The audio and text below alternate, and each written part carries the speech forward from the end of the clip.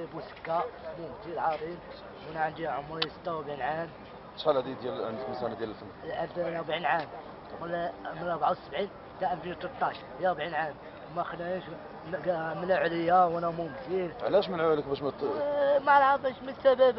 انا مغربي تنعرفوا الجمهور، عندي جمهور كلشي من طنجه قول جمهور دابا عارفوني.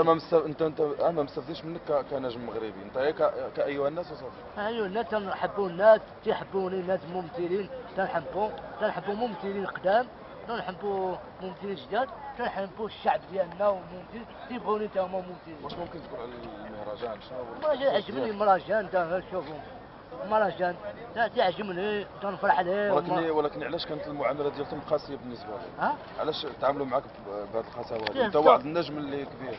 جانا تستغلوا عليا من كنت نشتغل وانا ممثل، من كنت نشتغل من كان عندي 10 سنين وانا ممثل مسرح، كان عندي مسرح كان صغير وانا ممثل. ايه ولكن دزتي في مجموعه ديال السلسلات الوطنيه. انا عز علي المسرح، انا باغي نخدم، ما غير غنمشي معنا. انا ماشي موظف، ماشي انا معايا غنمشي. وعلاش هاد الناس ما خدوش بعين الاعتبار انك نجم؟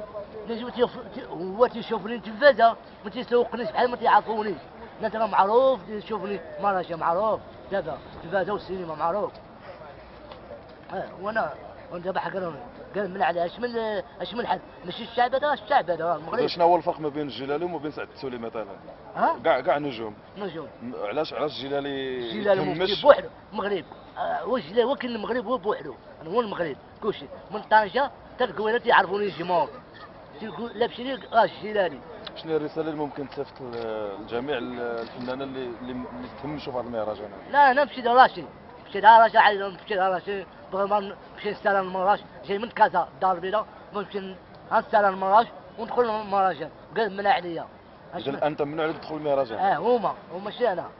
هما مانعينك باش تدخل في المهرجان؟ والنصارى جاو الميريكان، علاش ما منعوش؟ انا نمنع المغاربه، حتى حنا مغاربه، ماشي المغرب، حتى انا مغرب. فوالا.